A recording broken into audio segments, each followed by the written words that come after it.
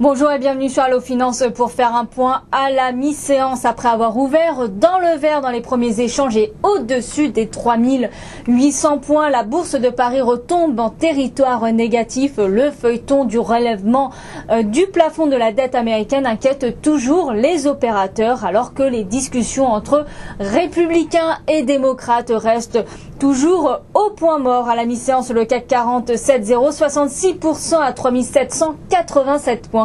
L'indice vedette parisien joue ainsi au yo-yo, fluctuant au gré des anticipations des opérateurs sur un épilogue favorable avant la date fatidique du 2 août. Dans le cas contraire, la situation aux États-Unis risque de se corser. Le pays pourrait perdre son précieux triple A et ne plus faire face à ces échéances de remboursement. Et puis, l'actualité microéconomique est également très chargée. La séance est animée par la salve de publications d'entreprises et elles sont finalement ressorties en demi-teinte, voire carrément décevantes, à l'image des copies rendues par ST Microelectronics ou SEB. La prudence reste également de mise avant la divulgation cet après-midi d'indicateurs macroéconomiques d'envergure, dont la confiance du consommateur et les ventes de logements aux États-Unis.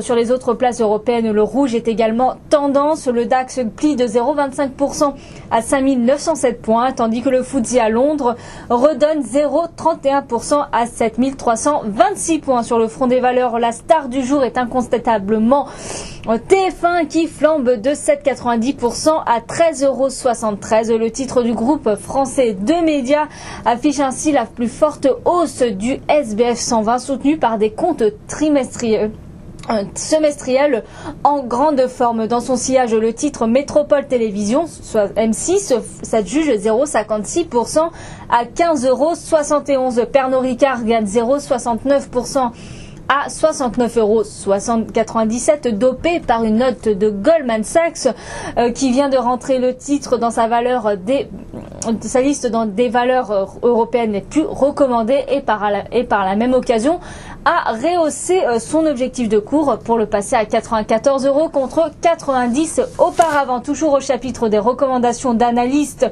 le même courtier est passé de neutre à achat sur Unibail Rodamco, en l'ajoutant dans sa liste des valeurs préférées. Le titre de la foncière perd actuellement 0,22% à 158 €, tandis que Clépierre grappille 0,13% à 27,45 € après la publication de ses résultats semestriels. Morel et Prom est en hausse de 1,07% à 16,65 € après avoir fait état ce matin de résultats positifs des deuxième et troisième puits stratigraphiques en Colombie. A contrario, ST Microelectronics continue sa descente aux enfers et s'enfonce de 9,43% à 5,94 € et fait figure de lanterne rouge du CAC 40. Forestia cède de 0,8% à 29,40 €. Le marché sanctionne l'absence de bonnes nouvelles de bonnes surprises après la publication de l'équipementier automobile. Dans son sillage, les valeurs du compartiment automobile sont aussi à la peine, à l'image de Michelin qui glisse de 1,86% à 63,66 €, Peugeot de 1,44% à 30,05 € ou Valeo qui plie de 18% à 46,20 €. SEB est aussi mal orienté et perd 6,99% à 67,70 € après avoir publié des comptes inférieurs aux attentes. Le spécialiste du petit électroménager est pourtant plus habitué a provoqué la surprise. LVMH cède 1,30% à 128,95 € après avoir annoncé le maintien à 12,25 € de son offre publique sur le joaillier Bulgari.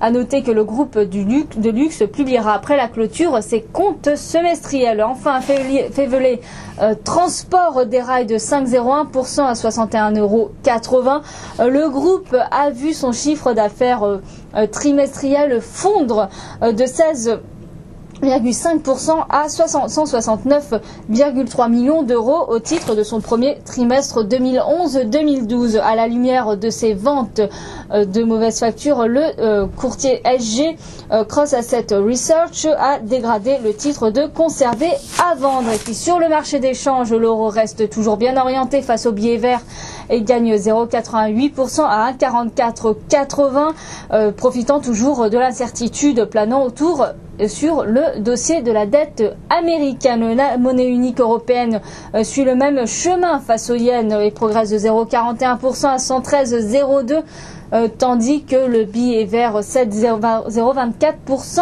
à 78,04 face à la monnaie nippone. Du côté du baril de pétrole, le WTI grappille 0,20% à 99,38 $ et le Brent reste stable à 117,99 $ et l'once d'or, le métal jaune, cède du terrain et perd 0,28% à 1609 $ l'once. Voilà ce qu'on peut dire à la mi-séance. À très bientôt sur Allo Finance.